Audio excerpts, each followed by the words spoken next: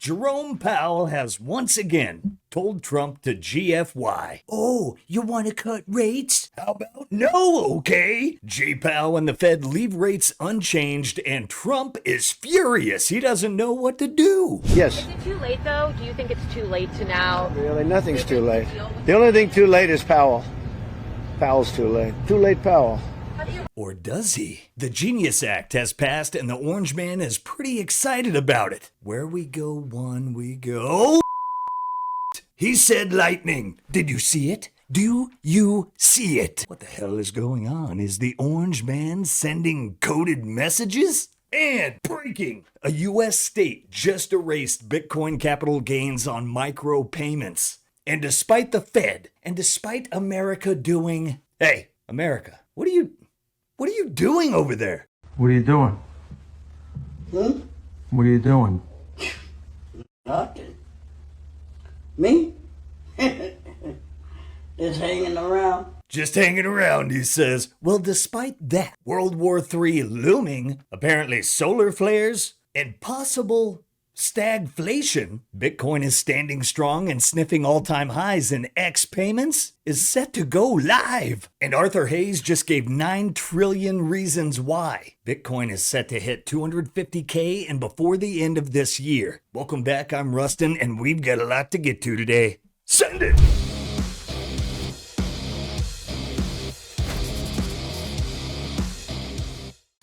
Well, the Fed just hit the snooze button again. The Federal Reserve just held rates steady, exactly as expected, but what they didn't change might cause more heat than what they did. And I think we all know one guy who's definitely not happy about it. You guessed it, and well, and now, too late Jerome Powell, well, he's even later. But let's go ahead and talk about what changed since the last FOMC in May, because it's a lot. Global trade policy uncertainty has crashed, but geopolitical uncertainty has skyrocketed, especially post FOMC. That's pushed crude oil soaring, bonds and the dollar down, and gold just flatlining, but stocks ripping. Meanwhile, the soft data is perking up, but hard data is rolling over, and now the Fed's own expectations for rate cuts in 2025? Not so fast. Since March, more Fed members have gotten hawkish. 7 officials now expect no cuts at all in 2025, up from 4. Just 2 still see 1 cut. 8 see 2 cuts, and 2 see 3. So while median projections for 2025 is still 4.1%, the distribution shifted hard to the right. And here's where it gets weirder. New projections are screaming stagflation. GDP for 2025 cut to 1.4%, down from 1.7. Unemployment forecast jumps to 4.5%. PCE inflation for 2025 up to 3%, and core inflation to 3.1%. Translation: the Fed sees worse growth, higher unemployment,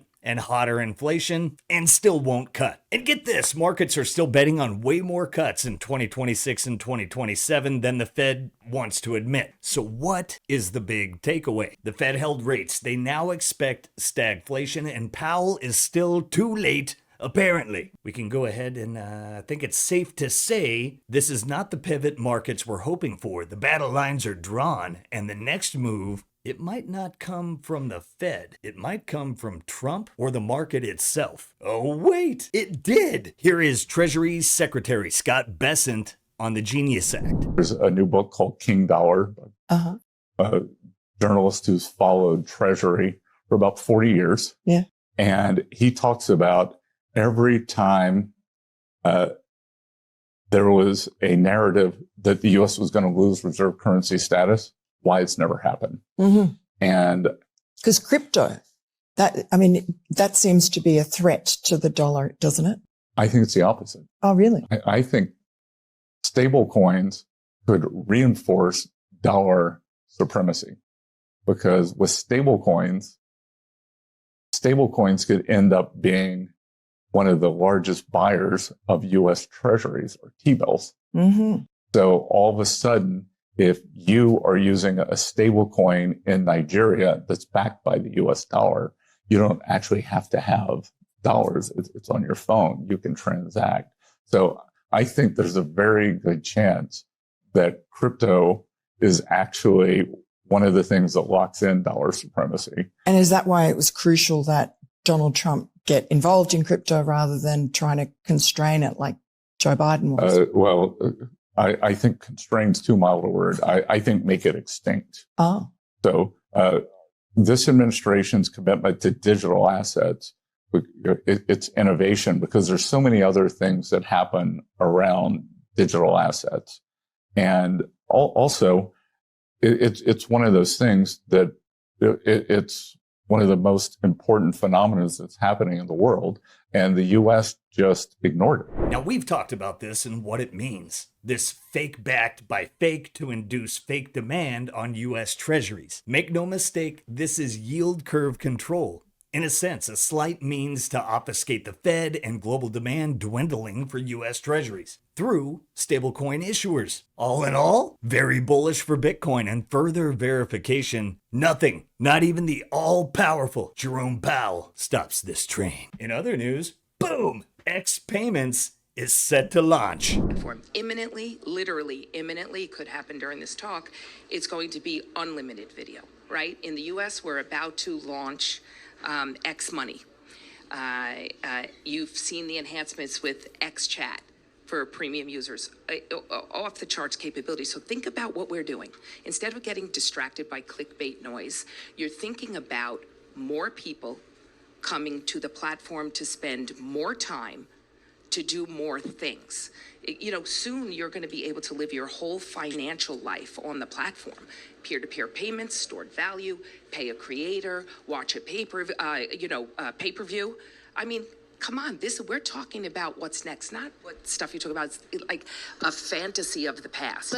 So I wouldn't be here spending jam-packed 5 days if we didn't have tremendous partners along with us. Kind of looks like Elon is about to enable some Orange Pill app Nostr type features. This could be massive for value and Bitcoin as a medium of exchange through micropayments. The Bitcoin revolution is gaining momentum. This is bullish. Kinda like Arthur Hayes, who sees Bitcoin at a humble 250K by December. And spoiler alert, it won't stop there. By end of the year. Is that still your timeline, or have you Yeah, changed so I things think since? that we get to 250,000 by the end of the year. It'll be bumpy along the way, obviously, but Yeah. that's sort of my end of year price target. And then $1 million Bitcoin is what I just got off stage talking about how they're going to print, I think, in the realm of $9 trillion-ish between now and that period of time. And that is, Fannie and Freddie, the government support entities that are allowed to create mortgages in the US. Yeah. They will print $5 trillion.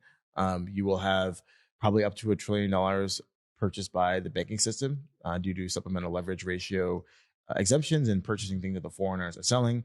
And I think the banks are going to because they now don't have to hold all this equity capital against their treasury book. Yeah. They can lend more into the real American economy. If they print double what they did during the 2020 scam, Arthur Hayes is right. $1 million Bitcoin is pretty easy. That's how Omegas are formed. And we have more big news to get to out of Ohio. But before we bring it home today, look at our likes. 3 or 4 times, maybe. I gotta pump those numbers up. Those are rookie numbers in this racket.